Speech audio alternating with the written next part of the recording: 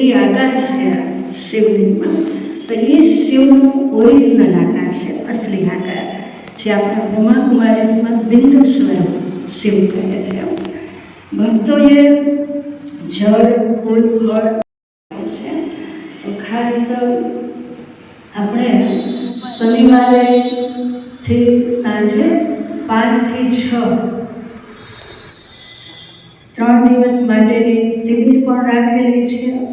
તો આપ સર્વના પરિવાર કે આસપાસવાળા પાડોશીઓને કોઈને પણ આનો વધારે લાભ લેવો હોય તો શનિ રવિ સોમ 3 દિવસ છે 5 થી 6, તો જરૂર આનો કંઈક આ વિષયનો આપણે બધા ગહેરાઈથી બધા અનુભવ કરે અને વધારે શિવ પિતાની સમીપ આવે અને વધારે કંઈક મેળવે। તો એવી આપણે શિવરાત્રિ નિમિત્તે એક મારા તરફથી કે પૂરા વિશ્વવિદ્યાલય તરફથી કે પરમાત્મા તરફથી એવી શુભેચ્છા છે। ओम शांति। और बहनों के चरणों में मैं महाशिवरात्रि के एक दिन पूर्व जो हम ये आयोजन कर रहे हैं उसका मैं पवित्र और पावन नमन आपके चरणों में करता हूँ। और उस नमन की जो शक्ति मुझे प्राप्त हुई है वो शिव समर्पित बहन अनसुईया जी, तो इनको मैं साष्टांग दंडवत प्रणाम करता हूँ। मंच पर विराजमान स्त्री शक्ति का एक अद्भुत नमूना द्वारका की भी बहन, मैं नाम से परिचित नहीं हूँ, तो सोलंकी बहन, और उसी क्रम में द्वारका के जो पूर्व नगर पालिका प्रमुख रही हैं, अभी सदस्य भी हैं, उन माता जी के चरणों में भी मैं अपनी शक्ति और अपना भाव अर्पित करता हूँ। लगभग 5-6 महीने से मैं इस सेंटर में आ रहा हूँ, तो इस सेंटर की जो खूबसूरती है, जितनी सुंदर बहनें भाव लेके अपने घर से आती है, जैसा अभी तादाद देखो सुबह में भाई लोग कम हैं, बहनें ज़्यादा है, और उन भाइयों में से कुछ भाई भी हैं जिनके अंदर एक स्त्रीण भाव है। स्त्रीण भाव मतलब कि भाई हम जितना अंदर सरल होते जाएंगे, स्वभाव हमारे अंदर आएंगे, उतनी हमारी वाणी अपने आप मीठी होगी। तो मुझे व्यक्तिगत रूप से यहाँ आने से क्या फ़ायदा हुआ मैं वो बता रहा हूँ। सेंटर में आने से पहले मन थोड़ा बेचैन सा रहता था, समझ नहीं आता था क्या करें। सेंटर में आने के बाद ये कि यहाँ की सबसे बड़ी ताकत है कि आप मेडिटेट करते हैं, जिसको हम कह रहे हैं बाबा को याद करना या ध्यान करना, या बाबा को थोड़ी देर बैठ के अपने मन में सुमरण करना, तो वो जो कॉलिंग है हमारी बाबा को याद करने की ताकत है, वो कोई भी आदमी करेगा दुनिया का, किसी भी जाति धर्म संप्रदाय का। और जैसे बहन ने कहा कि ये कोई धार्मिक संस्था नहीं है, तो कोई भी व्यक्ति, चाहे वो स्त्री है या पुरुष है या बच्चा है, विवाहित है अविवाहित है, पढ़ा लिखा है अनपढ़ है, उसको अक्षर ज्ञान है नहीं है, कुछ भी है उसे, अगर वो 1 घंटे तक लगातार बैठ के अपने सांसों पर ध्यान करता है, समझता है, बाबा को याद करता है, संकल्प करता है, तो निश्चित तौर पे महीने 1.5 महीने में उसको परिवार में भी और खुद की जिंदगी में भी परिवर्तन दिखेगा। तो कितने लोग ऐसा लगता है कि यहाँ सेंटर में आने के बाद मेरे जीवन में खुद में और मेरे परिवार में शांति है। तो ये बड़ा मैजिक है, और ये ऐसे लोग चल के नहीं आते भाई यूँ चलो चले गए। तो आप द्वारकाधीश के मंदिर में जाओगे तो एक वहाँ पे पत्थर की शिला दिखाई देगी आपको, जो आपसे बात नहीं करेगी, ठीक है।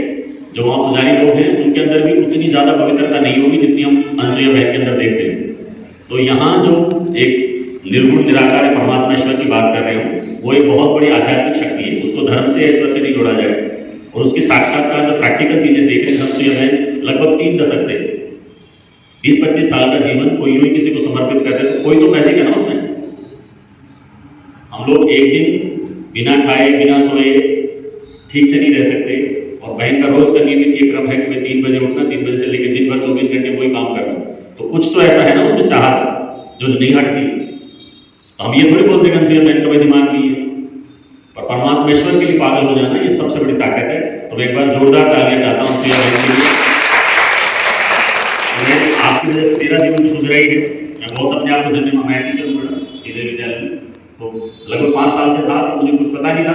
एक दिन ऐसे आए तो फिर बाद में पता चला कि ये बहुत अच्छी चीज़ सीखना चाहिए। तो फिर बैठे इनके पास क्लासें ली, फिर थोड़ा थोड़ा समझ में आने लगा। तो अब समझ में आता है कि ये हर एक आदमी को करना है। आप घर में भी जाएँ, मैं बहनों से खासतौर से कहना चाहता हूँ, आप अपने पति को समझाएँ कि हमारा जीवन बहुत लंबा नहीं है। लक्ष्मण भाई ने मुझे एक वो दिया था ध्येय वाक्य कि हर घड़ी अंतिम घड़ी है। अपने जीवन की एक सांस आएगी कि नहीं आएगी हमको किसी को पता नहीं।